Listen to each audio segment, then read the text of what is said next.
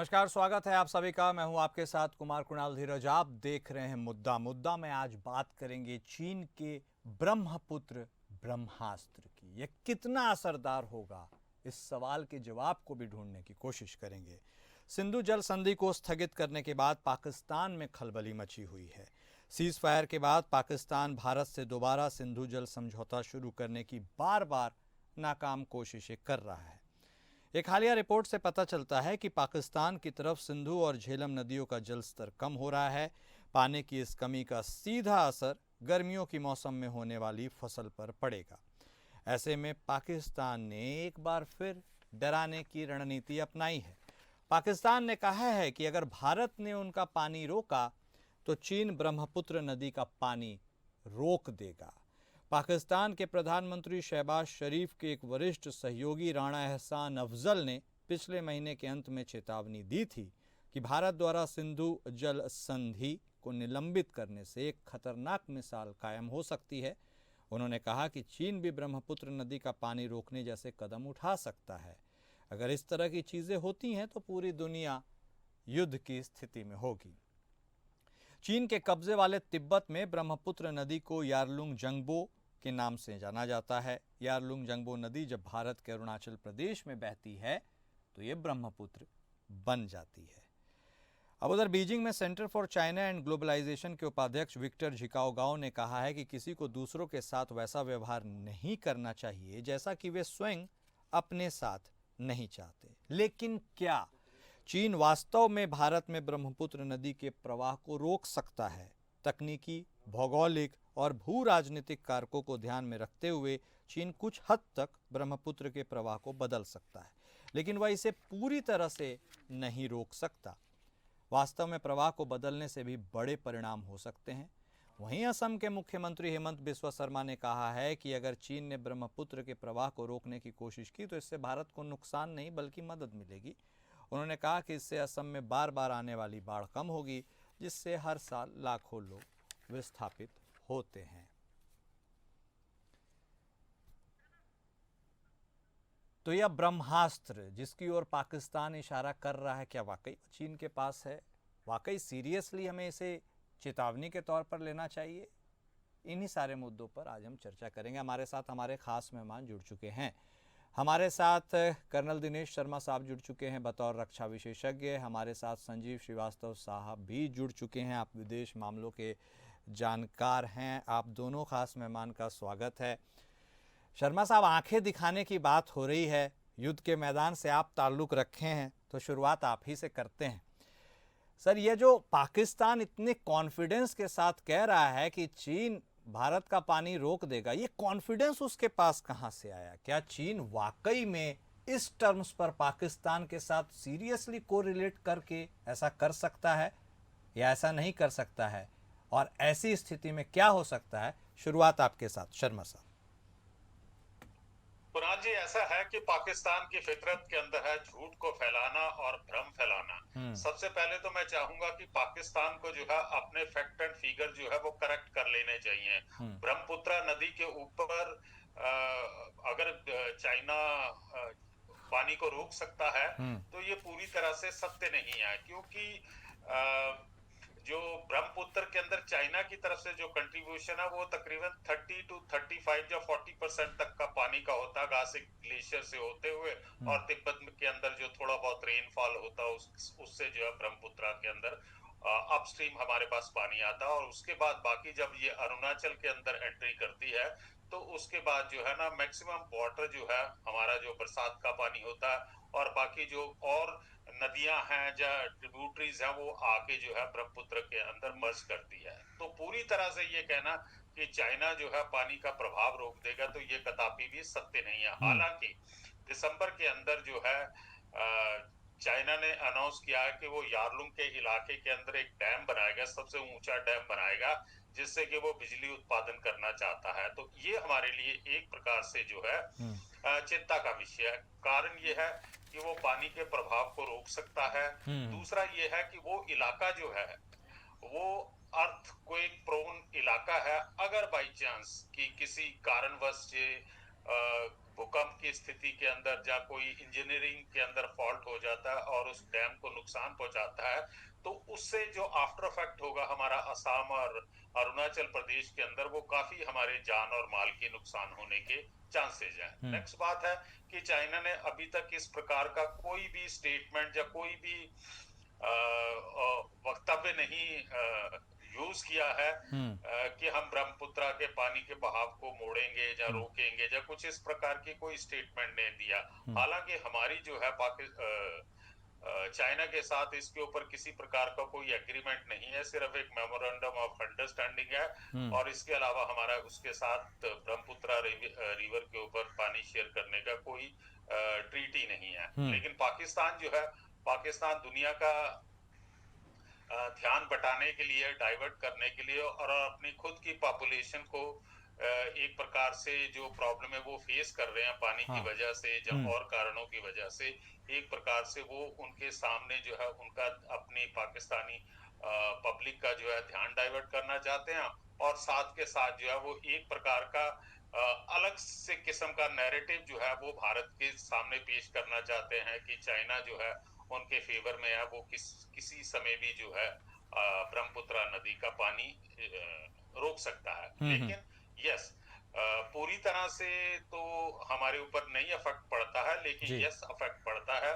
तो इसके लिए भारत सरकार को जो है डिप्लोमेसी से उनके साथ बातचीत करनी चाहिए और अपने इंटरेस्ट को मद्देनजर रखते हुए किसी प्रकार की अंडरस्टैंडिंग या किसी प्रकार की कुछ ट्रीटी कर लेनी चाहिए। दूसरा कुणाल जी, एक बात है कि पूरे वर्ल्ड की जो है तकरीबन 17% पॉपुलेशन जो है वो इंडिया के अंदर है और हमारे पास मीगर है 4% वाटर रिसोर्सेज है पूरे वर्ल्ड के अंदर, जितने 4% हमारे पास हैं। तो पानी की तो हमारे पास कमी है। जितने भी अर्बन इलाके हैं आज के दिनों तारीख में भी उन इलाकों के अंदर गर्मियों के अंदर पानी की तो प्रॉब्लम आ जाती है, तो हमें अपना वाटर इंटरेस्ट जो है उसको मद्देनजर रखना पड़ेगा। जी कुणाल जी। ठीक कहा आपने, लेकिन शर्मा साहब, चाइनीज गवर्नमेंट के तरफ से तो ऑफिशियली कुछ नहीं कहा गया है इसके ऊपर, लेकिन बीजिंग में Center for China and Globalization के उपाध्यक्ष हैं विक्टर झिकाओगाओ, उन्होंने कहा है कि किसी को दूसरों के साथ वैसा व्यवहार नहीं करना चाहिए जैसा वे स्वयं के साथ नहीं चाहते। उन्होंने इस बात में भी कहा कि कोई शक नहीं है कि ब्रह्मपुत्र नदी पर चीन का पूरी तरह से नियंत्रण है। उन्होंने यह भी कहा कि जिस तरह भारत से नदियां पाकिस्तान में बहती हैं, उसी तरह चीन से भी नदियां भारत में बहती है। उन्होंने चेतावनी दी कि अगर भारत दूसरों के खिलाफ कार्रवाई करता है तो उसे बदले में इसी तरह की प्रतिक्रिया के लिए तैयार रहना चाहिए। ये एक्सर्प्ट मैंने इसलिए पढ़ा, श्रीवास्तव साहब इस पर आपकी टिप्पणी ही लूंगा, ये इसलिए भी पढ़ा क्योंकि ऑफिशियली तो चाइनीज गवर्नमेंट का कोई स्टेटमेंट नहीं आया। तो इस स्टेटमेंट को जो Center for China and Globalization के उपाध्यक्ष हैं विक्टर के, उनको हम कितना सीरियसली कंसिडर करेंगे, या फिर जिस तरह से कड़े लहजों में वो ये बात कह रहे हैं पाकिस्तान के स्टेटमेंट को सपोर्ट करने के लिए, इसके क्या रेपरकशंस हो सकते हैं? संजीव सर। देखिए कुणाल जी, सबसे पहले तो मैं ये कहना चाहूंगा कि भारत और पाकिस्तान के बीच का जो भी कॉन्फ्लिक्ट है, जो भी विवाद के जो विषय हैं, हाल के समय में जो आतंकवाद का हमला हुआ पहलगाम में और उसके बाद भारत ने जो रिस्पांस किया, उस पूरी स्थितियों में चाइना अपने हाथों को नहीं जलाना चाहेगा। चाइना कोई डायरेक्ट इंटरवेंशन नहीं करना चाहेगा। चाइना कोई ऐसा स्टेप नहीं लेना चाहेगा कि जिससे कि ये सेंस जाए कि चाइना पाकिस्तान के सपोर्ट में सीधा सीधा भारत के खिलाफ कोई कार्रवाई करता है। परोक्ष रूप से, इनडायरेक्ट तरीके से और बैकग्राउंड में, बैक चैनल के माध्यम से जरूर चाइना ने पाकिस्तान को एक शह देने का कार्य किया है। और चाहे वो बयानों के माध्यम से हो या हमने ये भी रिपोर्ट देखी है कि जो ऑपरेशन सिंदूर के समय में पाकिस्तान को कुछ सैटेलाइट डेटा वगैरह भारत के संदर्भ में देने का विषय हो, इस तरीके का सपोर्ट वो अवश्य दे रहा है। और चाइना का चूंकि पाकिस्तान में एक गहरा इंटरेस्ट है, चाइना पाकिस्तान को एक उपनिवेश के तौर पर डेवलप करना चाहता है और $62 बिलियन से भी ज्यादा की राशि उसने इन्वेस्ट कर रखी है CPEC में, और उसके अलावा भी अन्य लोन्स वगैरह दे रखे हैं। उसके जो प्रोजेक्ट्स चल रहे हैं, चाहे वो हमारे पाकिस्तान ऑक्युपाइड कश्मीर में हो या बलूचिस्तान में हो या अन्य जगहों पे हो, तो ये चाइना का जो डीप इंटरेस्ट पाकिस्तान में अवश्य है। लेकिन जब मैं ये कहता हूँ कि चाइना भारत और पाकिस्तान के विषयों में अपना हाथ नहीं जलाना चाहेगा, तो उसके कई कारण हैं। पहला तो यह है कि भारत और चाइना के बीच में जो गलवान का जो इंसिडेंट हुआ, उसके बाद से संबंधों में काफी तनाव आ गया था। गलवान की जो हिंसा हुई, एक वो बहुत बड़ा सेटबैक भारत और चाइना के संबंधों में था, और उसके पहले जो भी एक एग्रीमेंट्स साइन किए गए थे, जो भी कॉन्फिडेंस बिल्डिंग मेजर्स लिए गए थे, सभी पे कुठाराघात गलवान की हिंसा की वजह से हो गया था। और ये जो संबंध है भारत और चाइना के 1962 के बाद से अपने निम्नतम स्तर पर पहुंच गए थे। लेकिन अभी चाइना की इकोनॉमी अच्छा परफॉर्म नहीं कर रही है। चाइना के अनेक बैंकिंग सेक्टर हो, उसका रियल एस्टेट सेक्टर हो, अन्य सेक्टर्स उसका अच्छा परफॉर्म नहीं कर रहे हैं। वहाँ की जो इकोनॉमिक ग्रोथ है 3-4% तक आ गई है, जो कि डबल डिजिट ग्रोथ करने वाला राष्ट्र रहा, और कई दशकों तक इसने डबल डिजिट की ग्रोथ हासिल की। अब उसकी इकोनॉमी स्लो डाउन हो गई है, और उसके साथ साथ अमेरिका से उसका ट्रेड वॉर चल रहा है।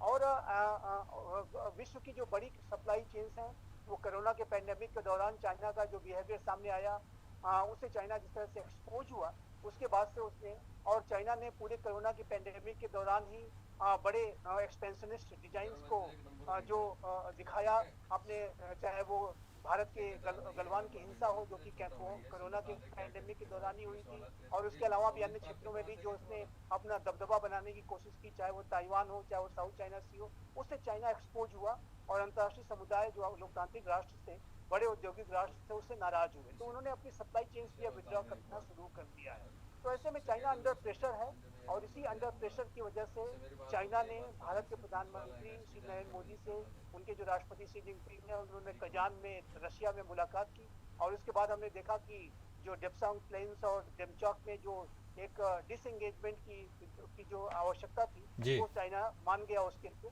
और वो डिसएंगेजमेंट की प्रक्रिया पूरी कर ली गई है। एसआर लेवल की जो टॉक्स हैं, सी अजीत डोवाल जो हमारे स्पेशल रिप्रेजेंटेटिव हैं भारत चाइना अफेयर्स के, बॉर्डर एरियाज के इशूज के, जो जाहिर है कि उसको वो भी शुरू हो गई है।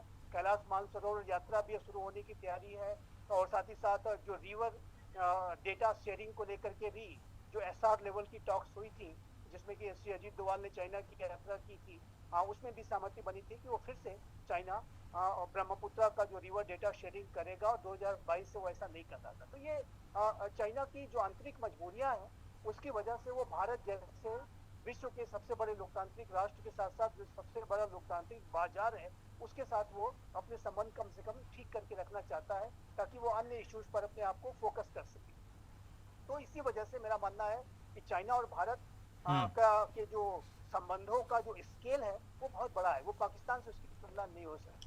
पाकिस्तान एक छोटा राष्ट्र है, और पाकिस्तान एक अनस्टेबल राष्ट्र है। पाकिस्तान एक रिसोर्स डेफिसिट उसके बाद बहुत ही सीवियर तरीके की है। तो ऐसे में चाइना इस तरीके के एक राष्ट्र के सपोर्ट में इस तरीके से जा करके कि वो भारत से ही दुश्मनी मोल ले ले, ऐसा वो करेगा नहीं। और मुझे नहीं लगता कि ये ब्रह्मपुत्र नदी का जो पानी है, वो चाइना रोकने का दुस्साहस कर सकता है। और जहाँ तक ब्रह्मपुत्र की बात है, तो मैं अवश्य कहना चाहता हूँ कि ये 30 से 35% जरूर पानी वहाँ का आता है, लेकिन बहुत सारा जो पानी है ब्रह्मपुत्र का, वहाँ पे जो मानसून का जो पानी आता है, जो टेरिटोरियल रेंज होती है, उसकी वजह से भी वहाँ की नदियाँ काफी उसमें पानी आता है। और चाइना हालांकि जैसे कि मैंने कहा कि वैसा स्टेप लेने नहीं जा रहा है, लेकिन भारत जो है अपने जो अपर सियांग डिस्ट्रिक्ट है अरुणाचल प्रदेश में, वहाँ पे हाइड्रो इलेक्ट्रिक प्रोजेक्ट भी चला रहा है, और अनेक तरीके के डैम्स इत्यादि को भी बनाने के हमारे प्लान्स हैं। तो भारत और वाटर कैपेसिटी, स्टोरेज कैपेसिटी को बढ़ाने की जो हमारी योजना है, तो मेरा ऐसा मानना है कि ये जो पूरा ब्रह्मपुत्र रिवर का जो वाटर है, उसके संदर्भ में भारत अपनी तैयारियां अवश्य कर रहा है। लेकिन कहने के बाद मैं फिर से इसको रीएम्फसाइज करूंगा कि मेरे विचार से चाइना ऐसा कोई स्टेप नहीं लेने जा रहा है कि जिससे कि भारत और चाइना के संबंधों में फिर से तनाव व्याप्त हो। ये संबंध बड़े ही अब नॉर्मल स्थिति में पहुंच गए थे, और बड़े ही मशक्कत के बाद मैं कहूँगा सीरीज ऑफ कमांडर लेवल की टॉक्स हुई, सीरीज ऑफ विदेश मंत्रालय WMCC लेवल की टॉक्स हुई, और तब जाकर के एक डिसएंगेजमेंट पे चाइना पहुंचा, और वो इसलिए पहुंचा है क्योंकि उसकी अपनी आंतरिक मजबूरियां हैं। ये सेल्फ सेंट्रिक राष्ट्र है ये। तो ऐसे में जो चाइना अभी वर्तमान के हालातों में भारत के साथ अपने संबंधों को वो खराब करने का फिर से जोखिम मोल नहीं ले सकता। इसके जो बड़े कॉन्सिक्वेंसेस हैं, वो चाइना को भुगतने पड़ेंगे। तो ये पाकिस्तान के ये जो बयान दिए जाना और कुछ एक एक्सपर्ट्स इत्यादि जो है वहाँ के चाइना के, उनका ये कहना, मुझे नहीं लगता कि उसका कोई ज्यादा महत्व का ये सारे स्टेटमेंट्स हैं। और चाइना ऐसा कुछ भी नहीं करने जा रहा है जिससे कि भारत और चाइना के संबंध फिर से एबनॉर्मल स्थिति में जाए। ठीक है सर, आपने जो कहा वह शर्मा साहब आपने भी सुना। एक ऑफ द ट्रैक थोड़ा सा सवाल पूछ लेते हैं सर, आपकी उस पर क्या राय है, क्योंकि महाशक्तियां भी एक तरह के युद्ध में इन्वॉल्व हैं रशिया और यूक्रेन के फ्रंट पर, और प्रत्यक्ष रूप से नहीं लेकिन परोक्ष रूप से चाइना भारत के साथ कितने मधुर संबंध शेयर करता है यह भी सबको पता है। चाइना एक अपॉर्चुनिस्ट है। आपको लगता है कि चाइना इस तरह के सीन को क्रिएट करके विश्व को एक और जटिल युद्ध में झोंकने की हिमाकत कर सकता है क्या? क्योंकि ऑलरेडी रशिया चाइना के तरफ दोनों के गठजोड़ के साथ एक तरह से अच्छी केमिस्ट्री चल रही है और नेटो वाले पूरे फ्रंट अलग हैं। ऐसे में अपॉर्चुनिज्म के हिसाब से क्या चाइना वो गलती या हिमाकत करने की सोच भी सकता है कि इस तरह के सीन को क्रिएट करके इसको और एस्केलेट किया जाए? कुणाल जी, निकट भविष्य के अंदर जिस प्रकार का एनालिसिस किया है संजीव जी ने, तो निकट भविष्य के अंदर तो मुझे लगता नहीं है कि वो इस प्रकार की कोई डायरेक्ट कन्फ्रंटेशन चाइना हमारे साथ करेगा कि ब्रह्मपुत्र का पानी रोक के या किसी प्रकार का और हमारे इकोनॉमिक इंटरेस्ट के ऊपर किसी प्रकार का प्रहार करेगा। मुझे नहीं लगता है कि आने वाले कुछ वर्षों तक चाइना इस प्रकार की हरकत करेगा, क्योंकि उसके अंदरूनी हालात जो हैं वो अभी फेवरेबल नहीं है। हो सकता है कि जिस समय उसके अंदरूनी हालात और इकोनॉमी जो है वो और ज्यादा डेवलप हो जाए और वो कंफर्टेबल है होम फ्रंट के ऊपर, तो ले सकता है वो इस प्रकार का हिमाकत वो कर सकता है।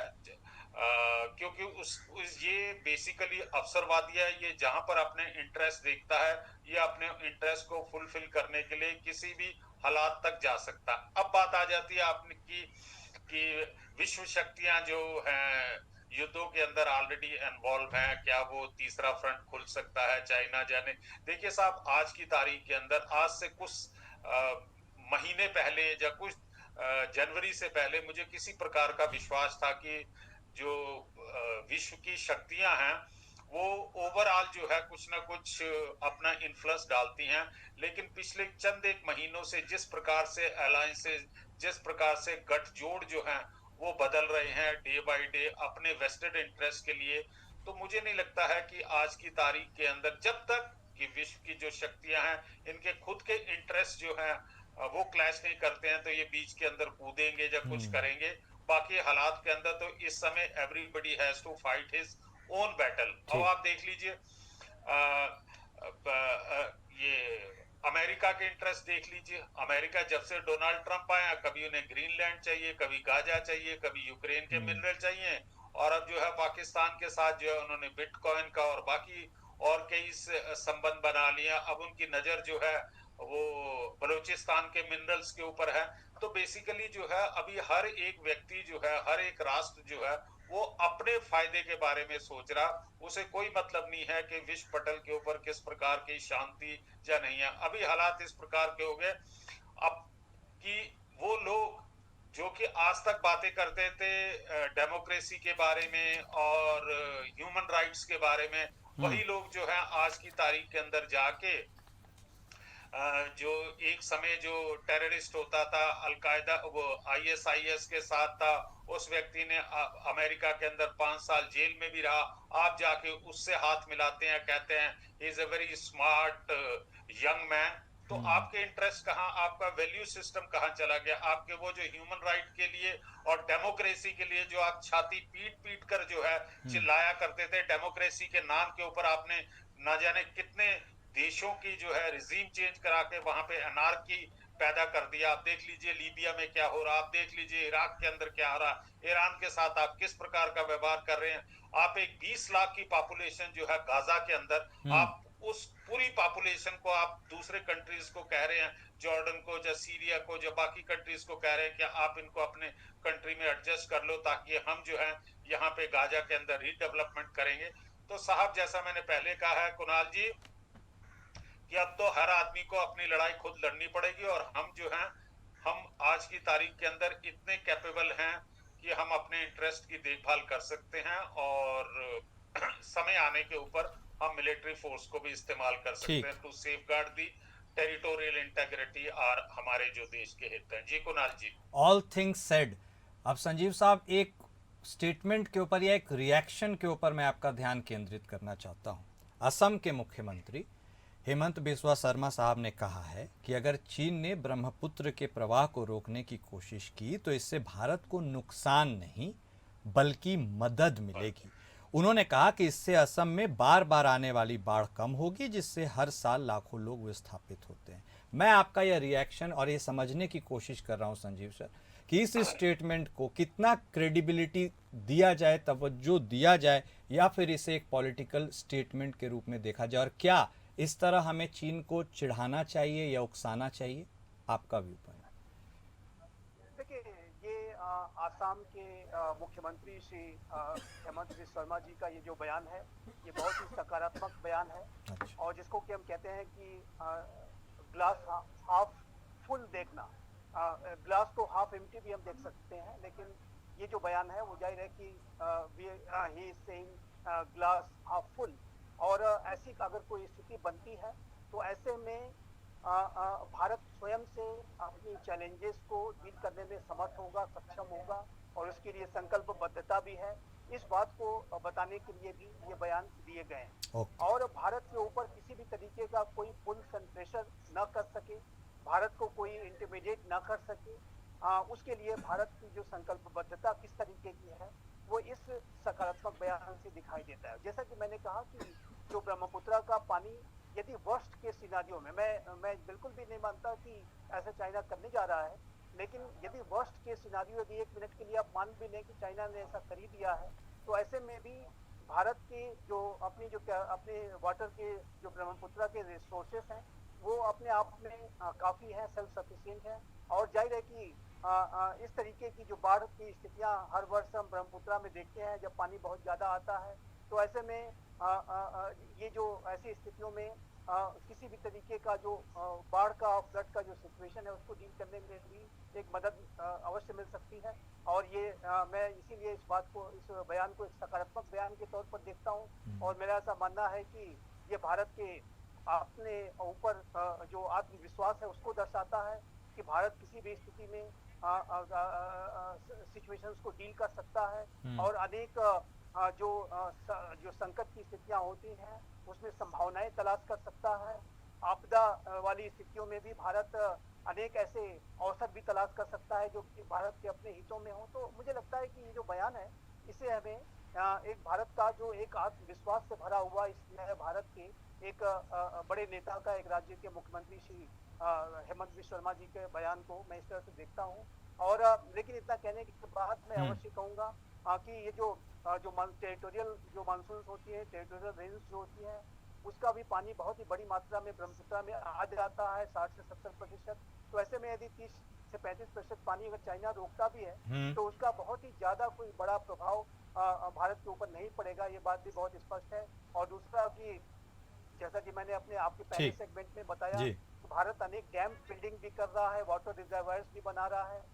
भारत के ऊपर इस तरीके का संकट यदि ब्रह्मपुत्र की तरफ से, चाइना की तरफ से ब्रह्मपुत्र के माध्यम से अगर थोपा गया तो भारत उसको डील करने के लिए अपनी व्यवस्था स्वयं कर सकता है। और इसके लिए चाहे वो डैम्स हो, वाटर रिजर्वायर्स हो इत्यादि बनाने का जो कार्य है हम और अधिक तेज कर सकते हैं। और आप जानते हैं कि आज का ये जो नया भारत है वो इंडिया चाइना बॉर्डर एरियाज के इंफ्रास्ट्रक्चर डेवलपमेंट प्रोग्राम पर बहुत बल दे रहा है। और आप देखिए तो इंडिया चाइना बॉर्डर एरियाज पर BRO, बॉर्डर रोड ऑर्गेनाइजेशन ने शानदार कार्य किया है।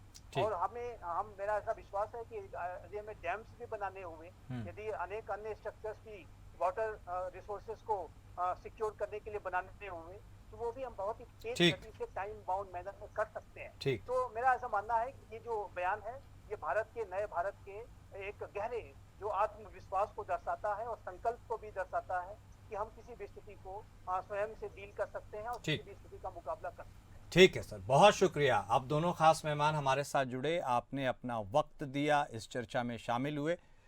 तो कहने समझने की बात यह है कि पाकिस्तान की गीदड़ भमकी से हमें डरने या उसके बारे में विचार करने की भी कोई ज़रूरत नहीं है, क्योंकि भारत सेल्फ सफिशिएंट है, ऐसी किसी भी परिस्थिति से निपटने के लिए सदैव तैयार है। मुद्दा में आज बस इतना ही। नमस्कार।